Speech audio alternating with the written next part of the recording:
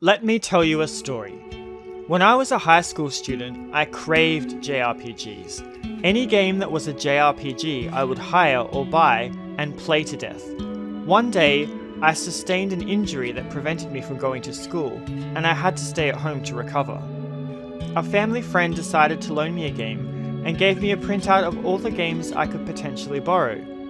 The list contained only the names of games and the genres they belonged to. While scrolling through the list, I saw Suikoden with the letters RPG written beside it. I had no idea what Suikoden was, as I'd never heard of it before then. I hadn't even seen the awful Western rendition of the characters on the game's cover. I decided I would try this game despite this and jumped into it with no expectations. I immediately fell in love with it, and the more I played it, the more enamored I became. It was at the point that I was given a headquarters and discovered that it can expand as you recruit more characters that I was won over and would follow the Suikoden series into the future. Released for the Sony PlayStation in Japan in 1995 and the West 1 year later, Suikoden is a series with a rich heritage. Created by Yoshitaka Murayama, a staff member of Konami at the time of the game's conception, Suikoden came about because Murayama was picked with a few others to create a launch game for an internally developed console. However, the console was scrapped and instead he was asked to make a game for the upcoming Sony PlayStation. To preserve his initial script, and because of his inexperience with the console, he wrote a prequel, which is how Suikoden was born. The first of a series of games mostly for Sony consoles and other various handheld devices, Suikoden is a turn-based role-playing game. You play as an unnamed, mostly mute hero, a decision which was made to allow the player to project their own personality onto the character. During the game, as the player, you were given the option to answer questions with the choice of a couple of dialogue options. Whilst it doesn't really change the experience as a whole, at the time it was something that wasn't used too heavily in Japanese created RPGs. In later manga and light novel adaptations, the hero was named Tia, which became canon as far as the fanbase was concerned.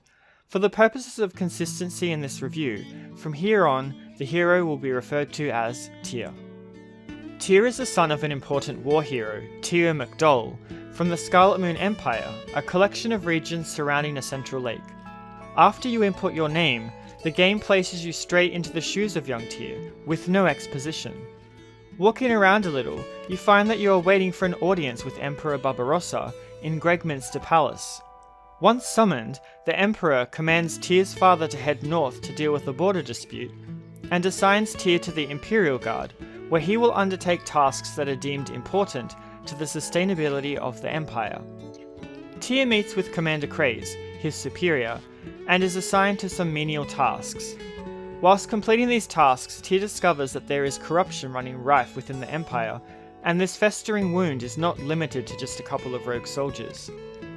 On a mission to Rockland, to investigate why town taxes have not been paid, the person in charge notifies Tia's entourage that bandits have been stealing the money. It's not until after capturing these bandits that Tia learns that the man has been laundering the money for his own uses. Tia's group is awarded with 10,000 bits, which is quickly taken away by a commanding officer that was sent to accompany the party. Later, after an event revolving around the emergence of a True Rune, one of the 27 godlike entities that exist in the world, and witnessing a horrible tragedy, Tia eventually ends up joining the liberation movement and becomes their leader. It's here that the game really opens up and shows its true colours. As Suikoden is based on a famous Chinese novel, Shui Huo Zuan, or Water Margin in English, the objective is to recruit 108 characters, or Stars of Destiny, in order to take down Emperor Barbarossa and his armies. You may think that 108 characters is a lot. Most RPGs have relatively small casts, and it's unrealistic for 108 characters to discreetly travel around the world together. Well, you're right. That's why a headquarters is introduced, for your characters to rest at when they're not accompanying you, and for you to relax at between missions. Whilst I found the story moving and particularly sad at some points, I also lamented the fact that there were so many missed opportunities for characters to have a bigger role or more to say. Once you recruit a character, if they are not plot essential, you typically won't see them again. For example, Camille was pivotal to gaining the headquarters, however once that is achieved, she kinda fades into the background. I would have liked to see more of her and other characters that had less screen time to give them more dimension other than just joining the Liberation movement on a whim. Some characters even joined the Liberation Army for strange reasons. One character in particular joined in order to be by Tyr's side so she could watch him die. That actually came out of her mouth. I know that if I was the leader of a liberation movement, I certainly wouldn't want someone that wanted me to die being amidst my army. Maybe this was a tie into the novel Water Margin, but I find it difficult to believe that a leader that doesn't have the loyalty of all their soldiers would win a liberation war. As you can imagine, with 108 recruitable characters, the battle roster is huge. Of the 108 characters, over 90 of them are able to be taken into battle. Luckily, the battle roster is 6 characters strong, so you can mix and match your favourites as you choose, to fight against the Empire and monsters that the party encounters across the region. I must note, however, that despite the fact that you can have 6 party members, there are many times in the game where you are forced to take certain people, meaning your choices are limited, and your battle strategy needs to be formulated around the advantages and disadvantages of these forced party members. Additionally, as the game is only 15 to 20 hours long on a normal run, there is simply too many characters to be able to try them all out in one standard playthrough. I found that I tended to pick the characters that I liked and stuck with them, rather than experimenting with party lineups. In battle, your characters will take a 2x3 formation on an isometric battlefield. Characters can be placed in either the front or back row, and their weapon type will determine how effective they are in battle, based on their placement within the formation. There are 3 categories of weapon types: S, M, and L. S characters are those that use short-range weapons. They must be placed in the front row in order to attack. Placing them in the back row makes them ineffective, unless they have access to a rune. M characters are more versatile.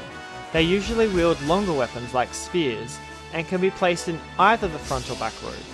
L characters are those with long-ranged weapons such as bows.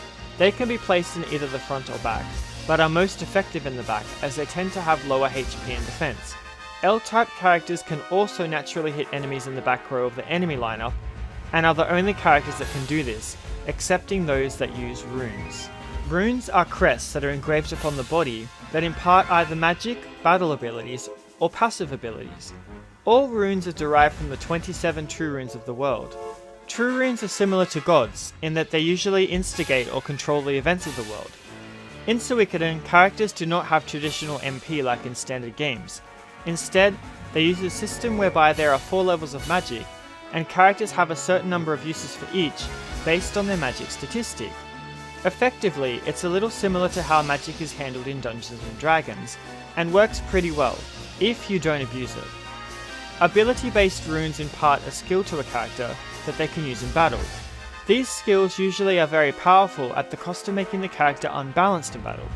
A character that becomes unbalanced loses the ability to attack on their next turn.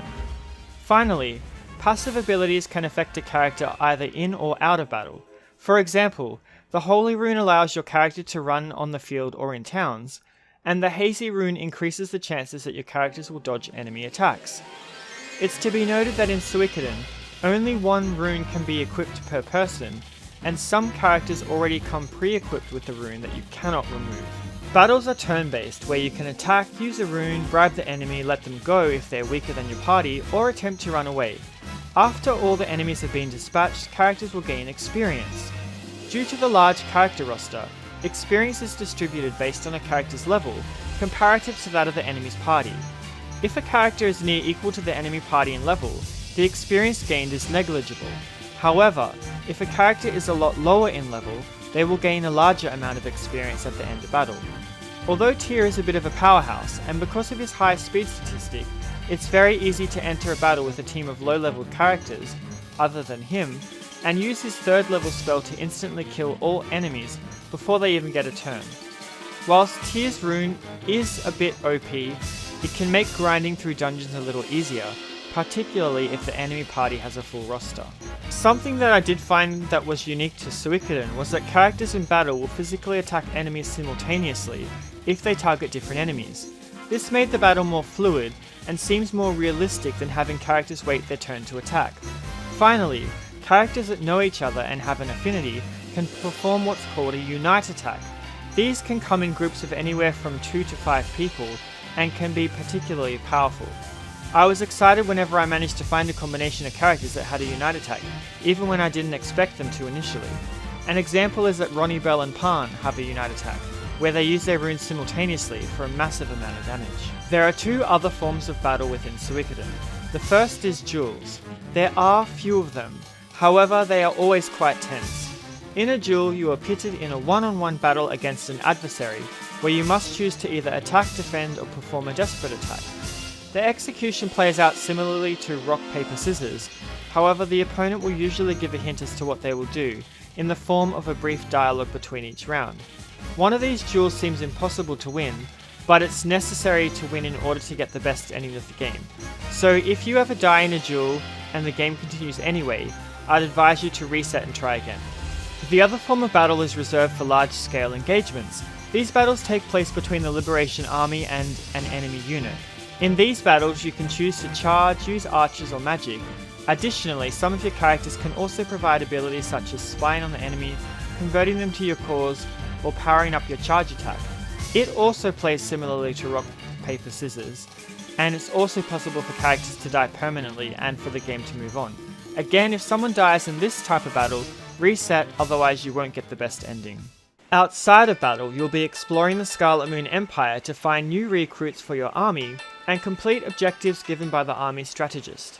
Many of these are straightforward, and the dungeons accompanying some of the missions are generally linear and short, with a few exceptions. When you are tired of exploring, you can relax at your headquarters, a castle within a stone monument in Lake Toran. The castle only houses the members that you recruit, and of these some can provide services such as changing the window interface, the sound interface, allowing you to listen to music, allowing you to gamble, or partaking in services such as an appraiser, inn, weaponsmith, rune master, armourer and item store. If you feel tired, you can take your party to a bath, which is basically a hot spring or onsen. Here you can view your tired soldiers recovering and place ornaments and paintings to make the atmosphere nicer for them. This was probably one of my favourite parts of the headquarters, as I never say no to the opportunity to see the bare chests, oh baby, of men of course. Graphically the game is entirely rendered in pixel art from the characters to the backgrounds. For its time these characters are pretty good and have aged quite well. The characters all have unique animations that suit the situations that they are in and help to convey the emotion of the scenes both uplifting and tear-jerking. If I had to say anything bad about the graphics, it would probably be that I would have liked a bit more variety.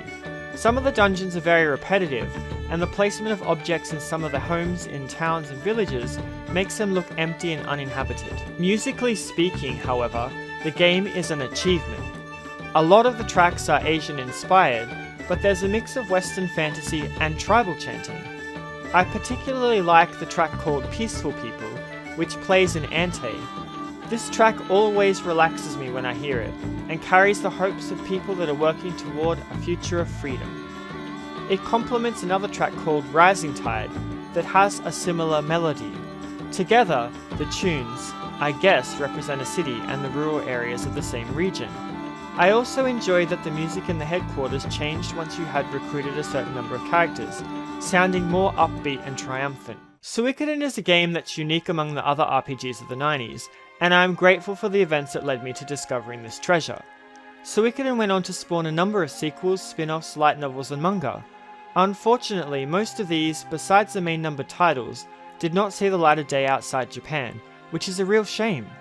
The last main title game was Suikoden 5, which was released in 2006. Whilst there have been 2 games after that, both of them are not set within the main universe of Suikoden, and one of them didn't even make it to the West. It seems that these days, Konami has lost interest in some of the core franchises that gave it a big name back in the 90s. I hope that one day we'll see Suikoden return to our consoles, and our hearts, and I will continue to spread the gospel of Suikoden until the day I die.